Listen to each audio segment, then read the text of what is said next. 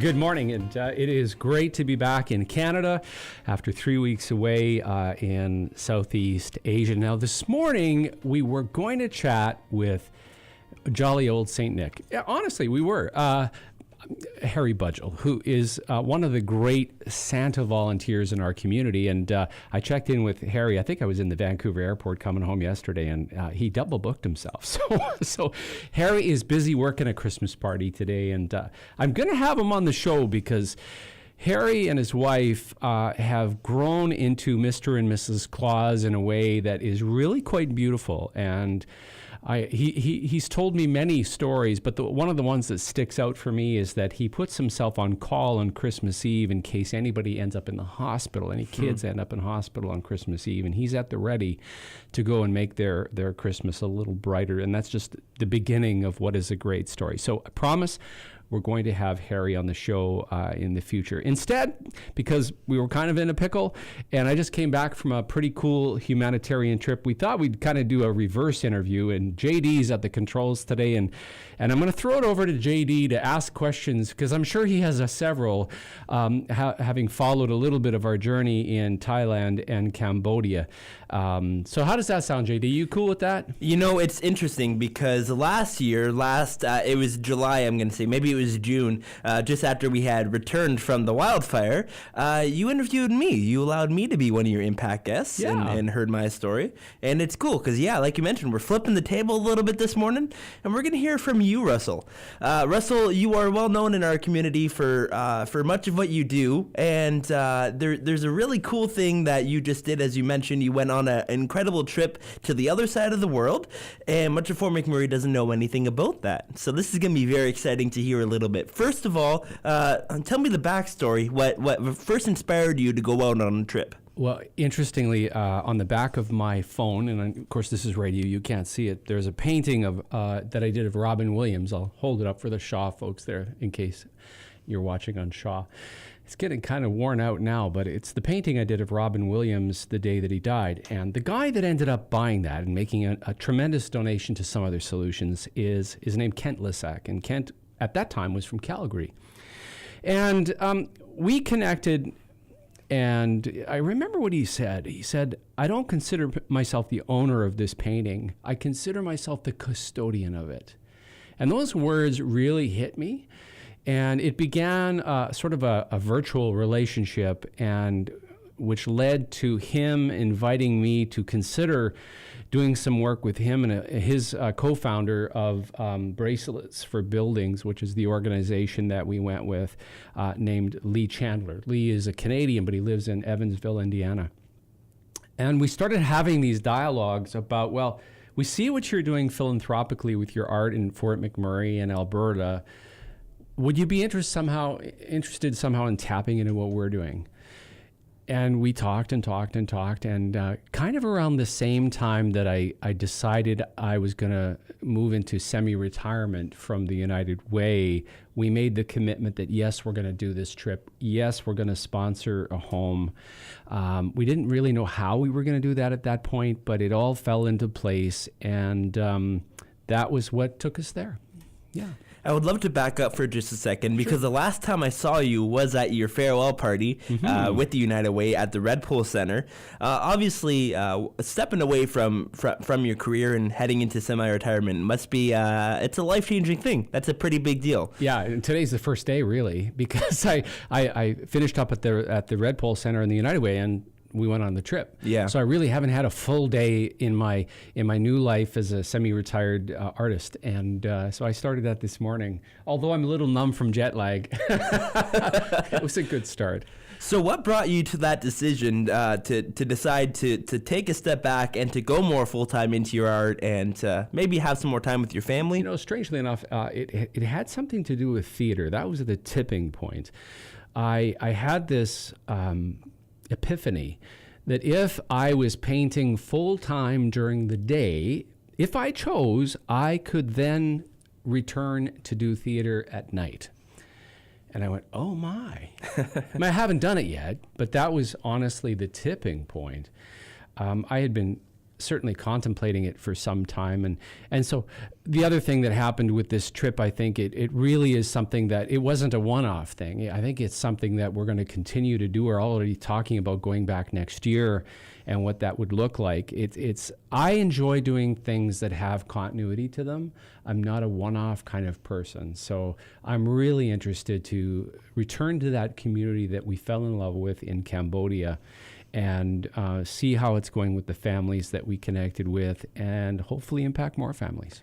Because you speak about art and about the theater. I just saw your two sons. I saw Dylan and I saw Ben in A Christmas Carol, which was your last one of your last plays that you did with Keanu as well. You were involved in 2 years ago or 4 years ago, was it? It's all blurry. It was a while ago. You were in the last A Christmas Carol, and then the next one, your two sons were involved. Well, actually, no, Ben wasn't in that show.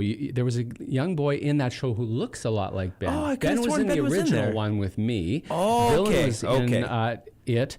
Ben is actually rehearsing for a show called Cyrano de Burger Shack. Right next door. I just love that title. Cyrano de Burger Shack at Composite. No, Dylan, I heard, did a great job. Unfortunately, it was the first time we were unable to see the finished product because we were overseas. Mm-hmm. And I will tell you, it was wonderful. I was there the Thursday evening for the media, the preview night, and I had a wonderful time. I thoroughly enjoyed it, and Dylan in particular, I thought did a really awesome job. We're real proud of him. So very cool that it's kind of a family thing you got going on there. Your whole family is really involved and interested in that. Definitely exciting for you as you move forward. But we're gonna move back a little bit to your trip that you just took. Of course, you mentioned you went over to Asia, you went to Cambodia, you went to Thailand. I want to start with this because I think this would be an interesting thing to hear. It's Christmas time right now here in Canada and in North America. It's that time of the year. What was it like over in Asia right now with regards to, did it feel Christmassy? Did it seem Christmassy? I'm so glad you asked the question because there for the longest time, there was no Christmas at all. And ever so ironically, and please don't be offended by this, but the very first time we saw any sign of Christmas was at a mall that had all the luxury stores in it. Period. Wow. And you know what? I'm not a big fan of the commercialism of Christmas. In fact, it kind of makes me sick. But that's where we saw the first sign of Christmas. There were a few other places after that, and that was in Bangkok, by the way, where, there's a lot of tourists that go to Bangkok, as we discovered, and from all over the world. And so they do like to represent all the cultures. But in the small community that we were working in Cambodia, it's certainly not a single, you wouldn't know it's Christmas at all. There was garland somewhere. Maybe it was in the airport. Yeah, it was in the airport in the Siem Reap, which is the main community that we were in. And there was a Christmas tree, very interestingly, made out of wicker things that people had made.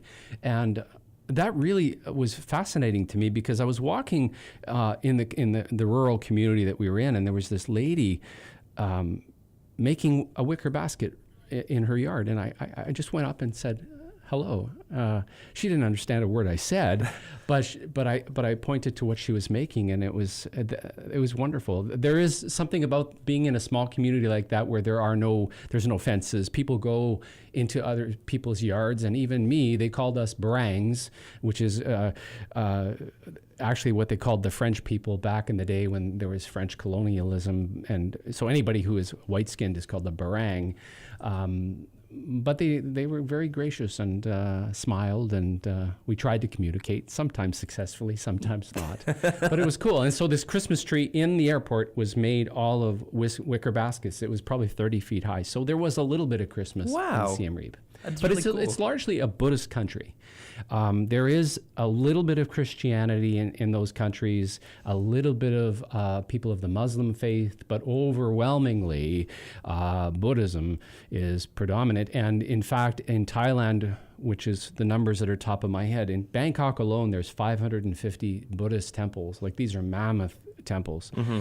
And in the country, thousands upon thousands and thousands of temples. So wow. It was an eye-opening experience for that. Yeah.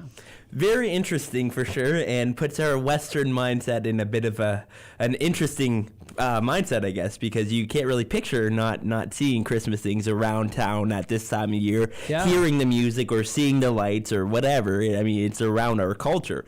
So that would have been a really interesting thing to see. Certainly didn't hear any Christmas carols until it was the Vancouver airport on the way back. We heard our first Christmas carol. There you go. My goodness gracious. Russell Thomas is on Impact this morning, and he is my guest. But Impact, Russell, I know you love to do the intro and the outro. Would you like to send us to break? Sure. Yeah. Impact, of course, a team effort of a whole bunch of people. United Way, Fuse Social, Shaw TV, Fort McMurray, who are filming us here today, and we'll be having that up on their channel later on this week. And who am I missing? Oh, yes, 91.1, The Bridge.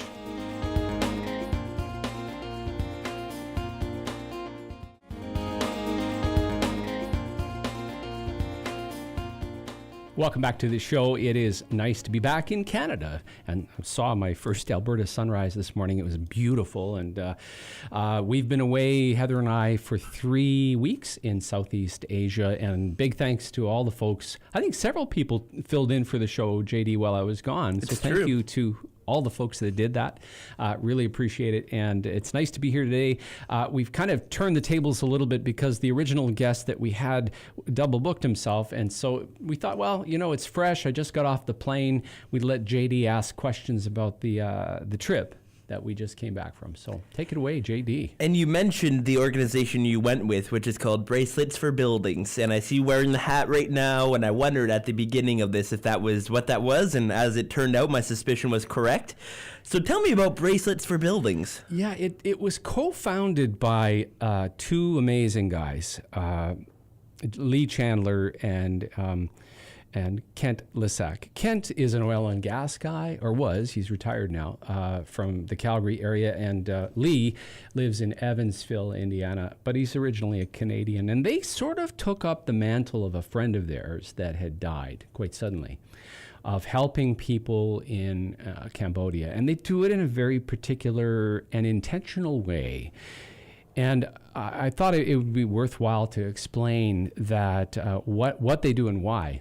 Because I had this deep dialogue, actually, with a guy from Canada as well, who now runs a fair trade market in Siem Reap. Wow. And he engages handicapped people and teaches them crafts and trades and helps them sell their products. And he's originally from Saskatoon, and he was asking me some probing questions about what's the purpose and is it the right way to do what you're doing? And so what Kent and Lee do, and they really scaled up this year, is they build houses for families that are in desperate need. They do that in a particular way. First, they go into small communities and they engage with either the village chief or the commune chief, whoever the sort of the municipal leader is, and ask the question, what are the families that are in most desperate need? And they go through an interview process and eventually have to decide, based on the available resources, who are we going to build homes for this year? And when we say we build homes for, it's not like we Westerners come in and with our hammers and our drills and we build homes. We help a little, but really the purpose is to create local employment and local empowerment. And that's what I observed. I mean, I helped a little bit when I was there, just when an extra hand was needed to lift some heavy stuff or to cut a piece of wood. If everybody else was busy, I did step in and help a little bit, but it was just a little. Really, the bulk of the work was local tradespeople or local laborers. And in fact, in 2 cases, very specific cases, we had recipients of homes actually helping on the labor crews. And those 2 guys, Vav and Chat Tom, are probably going to get further employment because they worked so darn hard and they turned out to be quite skilled. Wow. And so it actually created some employment for people. Now you may wonder, well, who are these people and what were they living like? And a good example is Poito. Poito is a single mother of, I think, 4 children. And Heather was there. I wasn't there the day that they went to Poito's. They went to her house first, but she wasn't there. She was working in the market to tell her that she had been selected to get a new home and that it would actually be built the following day. Now imagine that. And so she was living in what can best be described as a ramshackle shack. It was made of whatever materials they could find. It only had 3 walls. It was open to nature. And all 5 members of her family slept on this ramshackle wood that was there. And I couldn't see bathroom facilities, although they must have used some facilities of the neighbors and outhouse in the vicinity. I mean, they were in desperate shape. And this lady, Poito, who's about 40, I just think of her and I think strength, determination, spirit. We saw a radical transformation in 24 hours. Or at least Heather did, because I wasn't there the first day, but she described it for me in tears on how this lady's life changed on a dime. And it's not like, and I want to be clear about this, we can say desperate poverty, but you know what? These folks in this part of the world, they kind of live like my dad did in 1935 on the prairies. They had no running water. They got water from a well. They went poo in an outhouse. They washed in a bucket. Yeah. And there was no electricity. That's how they live today in this small rural village, although some people have some access, limited access to electricity. But the circumstances and the stories are all different. And so this organization works closely with the local authorities to identify the families that are most in need, and they do it in such a way to create local employment. And that was the most beautiful thing, to be honest, was seeing people working together and allowing us Westerners to come in from time to time and help. And I think it was really great. And we saw it, well, in the case of the time that we were there, 5 different families got new homes in the short time that we were in Siem Reap. And the impact was really beautiful. Wow. Now, something I noticed on Facebook was you mentioned, and I believe this is when you were still in Thailand, that you were not doing so well the one day. You had come down with something. We were playing with the elephants. So I learned, and I didn't know this, to be honest, that, when you see, we get to go ride the elephants, or have you seen the elephants on YouTube who paints pictures? Right. Well, what I didn't know was all of those elephants are abused to get them to break their spirit to do those things. Wow. I didn't know that. And so we went to visit elephants in something called the Elephant Haven near Kanchanaburi, Thailand. And it was a real education. It was beautiful. We got to hang out with elephants that are in semi-retirement like me and are being taken care of and loved and get to roam free in the forest and get to go bathe in the river. It was really cool. But on day 2, I did get sick, and there was some concern as to, did I catch malaria or something like that? Not the case at all. And I didn't get food poisoning. I just got a short 24-hour flu. And I'm so glad that I did, because it kind of helped acclimatize me. And so by the time we got to Cambodia to do the work with Bracelets for buildings, I felt 100%. Wow. And was in a much better position to do all the things that I did, and including I did some painting while we were there. And I say that it wasn't planned, really. I honestly didn't believe that I would be painting in Cambodia for a whole bunch of reasons. I didn't know whether I'd be able to find any paint, because I certainly wasn't packing it. We packed very light. I brought a few brushes, but I ended up finding some paint in Bangkok, and so I brought it with me to Siem Reap. And Lee Chandler with the group had found 3 canvases, and these were like totally authentic Cambodian canvases. There was like dirt lodged into the back. Wow. The canvases were not like our canvases at all. But he had gotten 3 of them. And at that point, I really didn't know what I was going to paint or why. But Heather came up with the idea of, well, why didn't you paint Myrn? She's the lady that we sponsored her house. She had these puppies, and she was so proud to show them off. There was like 6 beautiful puppies, and she said, why don't you paint one of her puppies? That would be really meaningful for her, and that's what I did. And I think this is a perfect place to take a pause. We'll hear the reaction from that painting, maybe when we come back from a break. Sounds great. Would you like to do the outro? Go ahead, because I'm just... Well, Impact with Russell Thomas is it's a collaboration of a whole bunch of awesome organizations such as the United Way of Fort McMurray, Fuse Social, Shaw TV Fort McMurray, and 91.1 The Bridge.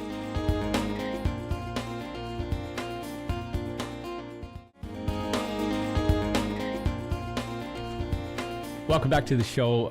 Russell here with JD talking about our recent trip to Southeast Asia and some of the work that Heather and I did with Bracelets for Buildings. If you're interested, it's bracelets, 4 buildings.com, where you can find out more about their incredible work. If you're ever interested in getting involved and going through the experience that we did, and hearing these Christmas commercials and Christmas music, and the idea of gift giving. A big part of this project was when a recipient got their house, and as I say, when we were there, a total of, I got to do the math, actually five different families were given a house. They also received a package of things with the house, like rice and food stuff and blankets and mats for the floor and various other things. And so in 3 different cases, I actually had paintings that I had done wrapped in sarongs, something that they could use instead of paper, which would just get thrown away. And we gifted a painting of Myrn and her puppy, holding her puppy, and it was beautiful to see. Like, her face erupted. That's so cool. Myrn is my age. She's 50. And her spirit is incredible. So here's a lady, ladies and gentlemen, that has almost nothing. Honest to God, almost nothing.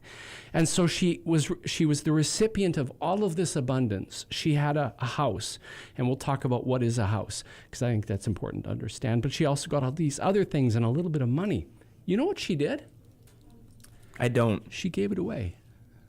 She turned around and started giving it to her neighbors who had helped her for all these years. She just started giving stuff to her neighbors, and she did it with such spirit and beauty. It was one of the most beautiful things I have ever seen. That sounds like a story that would bring a tear to my eye. Yeah. Just an amazing lady, and just such a character. She was so excited, and she kissed me at least 3 times. She was really wonderful, and so she received the painting of her holding one of her puppies. Wow. At the next house, which is the family that I really connected with the most, the family of Chat Tom, who's a young fellow, works his tail off, works so hard, and loves his family so much. He's got beautiful kids, a girl named Sriyan and Suchit and Wanchi, and his wife Anne. And the kids had helped me all day working on a painting of an elephant, or as they say, Damarai. And they tried to get me to say it correctly. I don't know if I ever did. So they would repeat it over and over again. Anyway, they helped me with it. And so I gifted them with the painting of the Damarai, the elephant. And after Chat Tom got it, he had to decide where to hang it in his new house. So he hangs it in a particular spot. And the translator asked, well, why are you hanging it there? And his answer was, because I want that to be the first thing people say when they come in my house. Wow. That's amazing. I was so humbled, you just wouldn't believe it. And then the third one was a portrait I had done of Buddha. And there's many different kinds of Buddha's representations, as we discovered in both Thailand and Cambodia. And so I picked one, and that was the gift for Poito and her family. And again, this is a family that's never had a single piece of art in their life. And this painting will be on their wall. So it was humbling to do, and again, it was unplanned. I did not really believe I was going to paint in Thailand or Cambodia, and it had its many challenges because it wasn't easy working with different canvas and different materials, but it was really magical to be able to do it. We have just a minute left here. If you want to briefly tell us, what was the house like? Yeah, so really important. So these houses are not houses in the what we know to be houses. Essentially, they're about 12 feet by 12 feet. And it's on stilts. And the stilts, in one case, in a prefab house, are metal, and in the other case, they're cement. They use the space, and it's like a second level. Mm-hmm. And underneath the house is where they do most of their living in the open air. They do their cooking, they gather, etc. But in the upper level is where they sleep. Wow. And so in a room, a house of 12 feet by 12 feet, a family of 5 will sleep very comfortably. That is the Cambodian way. And even families that were more affluent had similar kind of structures. All these were very simplified. And that is what they have for a house. They have an outhouse where they do their business and they get clean in the same spot. So we learned a lot about life in rural Cambodia. And you know what? It was beautiful. It really was.